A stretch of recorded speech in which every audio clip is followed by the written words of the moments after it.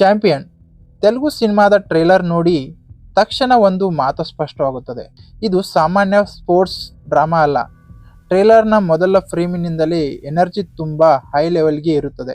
Hero character ಒಂದು ಅಂಡರ್ಡಾಗ್ journey ಅಂತೆ ಅನಿಸುತ್ತದೆ. ಅವನ ಹೋರಾಟ, ಡಿಸಿಪ್ಲಿನ್, ಪ್ಯಾಷನ್ ಎಲ್ಲವೂ ಈ ಟ್ರೇಲರ್ನಲ್ಲಿ ಚೆನ್ನಾಗಿ ಬಿಲ್ಡ್ ಮಾಡಲಾಗಿದೆ. ಡೈಲಾಗ್ಸ್ ಹೆಚ್ಚು ಇಲ್ಲದಿದ್ದರೂ ದೃಶ್ಯಗಳ ಮೂಲಕ ಎಮೋಷನ್ ಕನೆಕ್ಟ್ ಆಗುತ್ತದೆ. ಅದೇ ಈ ಟ್ರೇಲರ್ನ ದೊಡ್ಡ ಪ್ಲಸ್ ಪಾಯಿಂಟ್. ಬ್ಯಾಕ್ಗ್ರೌಂಡ್ ಮ್ಯೂಸಿಕ್ ಹೇಳದೇ ಇರಲು ಸಾಧ್ಯವಿಲ್ಲ.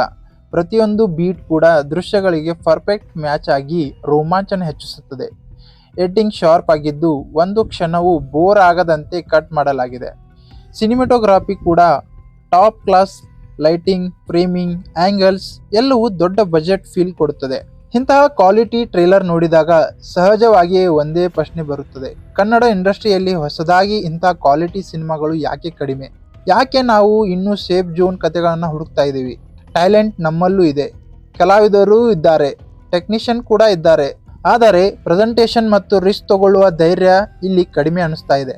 ಒಟ್ನಲ್ಲಿ ಚಾಂಪಿಯನ್ ಟ್ರೇಲರ್ ಪವರ್ಫುಲ್, ಇನ್ಸ್ಪಿರೇಷನ್ ಮತ್ತು ದೊಡ್ಡ ನಿರೀಕ್ಷೆ ಹುಟ್ಟಿಸುವಂತಿದೆ.